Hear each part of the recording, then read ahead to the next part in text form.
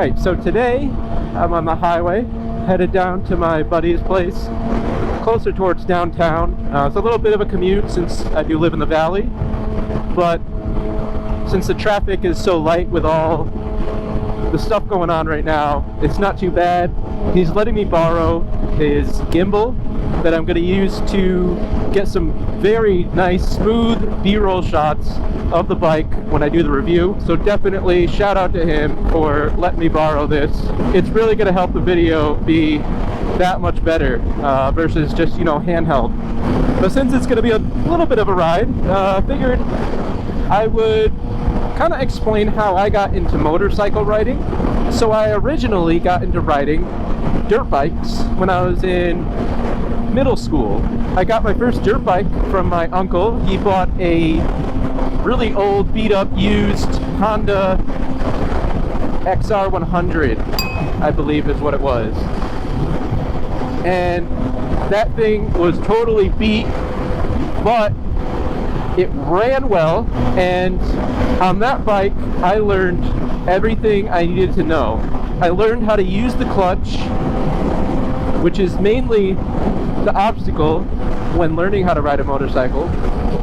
I learned how to properly counter steer and just the different kind of balance perspective versus riding, you know, just a regular pedal bike. I learned how to properly brake, especially on that bike. It didn't have ABS, but a lot of the bikes now do. And that's why I actually opted to not get the ABS on this bike. I figured I'd just save the money. Although, thinking about it now, I kind of do wish I had it. It's a safety feature that, you know, unless you're on the track, it actually is very convenient and nice to have. But yeah, I mean, I learned everything that I really needed to know on that bike. And I had that bike for quite a while. I rode it all the way up until my junior year of high school.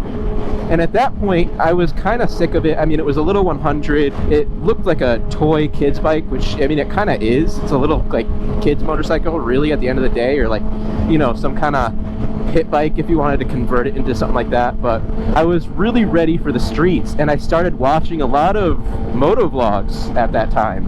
And this is, like, back in 2014, so I was watching Baker X Derrick, I believe Arson Rides was another one. I was watching Cycle Cruiser, all of the old school motovloggers that a lot of them now are pretty big. So I gotta get off this exit here. Let's make a little maneuver.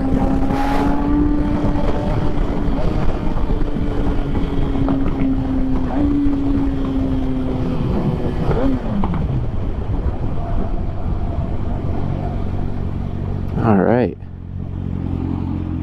I haven't been down here in a long time. So I gotta say, watching all those motovloggers, enjoying the streets, sharing their experiences, it really looked so awesome. And I had already been riding that dirt bike on the back streets. I'm originally from Connecticut, so it's not that big of a deal that I was riding around the streets. Obviously, it was nowhere near legal, but it wasn't super traffic-y, and I wasn't a nuisance to anyone. I didn't do it every day or even every week. I did it occasionally, but I found that I never really had anyone available to bring me to the trails and do trail riding, because that originally was what I wanted to do. I wanted to get into dirt bikes. But since I was always riding on the street and I didn't have anyone to bring me to the trails, it really swayed between 2014 and 2015 to I want to get a motorcycle for the street. So that's ultimately what happened. Right after I graduated high school, I went and got my motorcycle permit, took the MSF courses out in Connecticut, and ultimately got my license. Now, I wasn't really expecting to get a motorcycle because I already had a car at the time, and I definitely didn't make enough money at my current job to afford a motorcycle and a car, especially with how expensive motorcycle insurance can be when you're young. But what happened was, the day after I got my motorcycle license, I went down to the motorcycle dealer in New Haven, and it just so happened that they had a really, really cheap used 2006 Ninja 650R. So after some back and forth with the dealer, I ended up getting a pretty decent deal I was happy with. So it was overall very exciting, and I did a ton of riding right after I got my motorcycle license. Just all I did that summer was ride. I didn't even have to work that summer because I knew I was moving in early September and figured I might as well just use the whole summer to learn as much as I can, because I knew that once I moved to California, my motorcycle was going to be my main form of transportation. I wasn't going to be bringing my car. So yeah, that's really how I ended up getting into motorcycle riding. It started with dirt bikes and ultimately turned into street bikes because I couldn't ever go out trail riding, and I was just illegally riding my dirt bike on the road. Anyway, I'm about to pull up to my friend's place here, so I'm gonna grab the gimbal and we'll go ahead and wrap up this video in just a minute. So I'll see you soon. Alright, back on the road here, just picked up the gimbal. Again, shout out to my buddy Nabu. Can't thank you enough for letting me use your equipment. It's really going to help make this video so much better instead of me having my shaky hands trying to get all these cool shots. So wrapping up the story of how I got into riding, the 650R was such a great first street bike to have.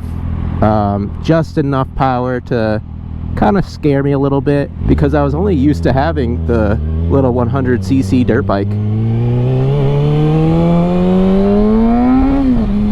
So having first of all, just a bigger bike to get used to, but also having a much bigger engine with a lot more torque definitely took some time to get used to, but pretty quickly I was ready for more power, which ultimately led me to getting the ZX6R, which I will save for the next video. So if you enjoyed this one, please leave a like. I really appreciate it. If you want me to talk about anything specific, please leave a comment. I'd like to know what you guys want to hear about, and I'll try and incorporate that into one of the future vlogs that I do. So until next time, see ya!